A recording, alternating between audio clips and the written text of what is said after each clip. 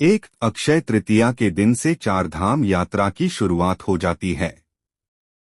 इस दिन गंगोत्री और यमुनोत्री धाम के कपाट खुल जाएंगे।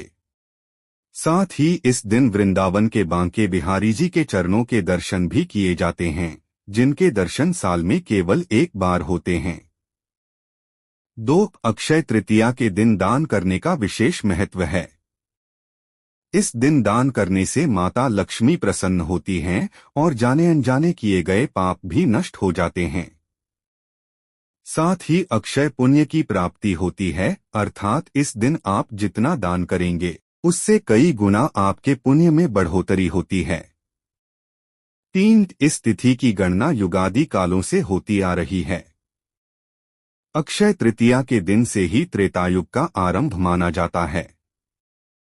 साथ ही इस दिन द्वापर युग का अंत भी हुआ था। इस दिन ही परशुराम और ब्रह्मा जी के पुत्र अक्षय कुमार का प्राकट्य हुआ था। 4 अक्षय तृतीया के दिन ही भगवान विष्णु के चरणों से ही पृथ्वी लोक पर गंगा अवतरित हुई थी। इस दिन गरीब व जरूरतमंद लोगों की मदद या दान करने का विशेष महत्व है। मान्यता है कि ऐसा करने से ऐश्वर्य, सुख, संपत्ति और संपत्ति में वृद्धि होती है और विशेष लोक की प्राप्ति होती है। 5 न माधव समो मासो न कृतेन युगन समम न च वेद सम शास्त्रं न तीर्थ गंगया समम। अर्थात वैशाख के समान कोई मास नहीं, सत्ययुग के समान कोई युग नहीं, वेद के समान कोई शास्त्र नहीं, गंगा जी के समान कोई तीर्थ नहीं। ठीक उसी तरह अक्षय तृतीया जैसी कोई दूसरी तिथि नहीं है। 6 अक्षय तृतीया की तिथि का उल्लेख कई पुराणों व शास्त्रों में किया गया है।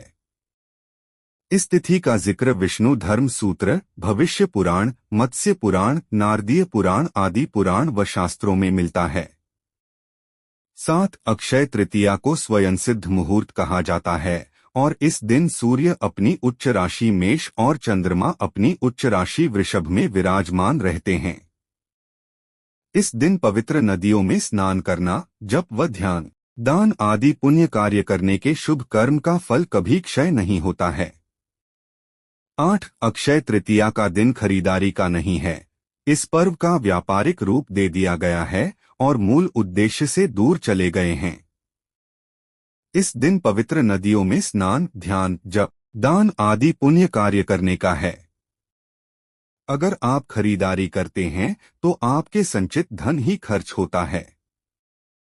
9 वैशाख मास के शुक्ल पक्ष की तृतीया तिथि को आखा तीज या अक्षय तीज के नाम से भी जाना जाता है। इस दिन भगवान विष्णु और माता लक्ष्मी की पूजा अर्चना करने से सभी कार्य सिद्ध होते हैं और अक्षय पुण्य की प्राप्ति होती है।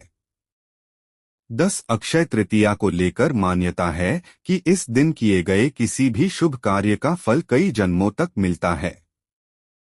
ठीक उसी तरह इस दिन किए गए किसी भी गलत कार्य फल कई जन्मों तक पीछा नहीं छोड़ता।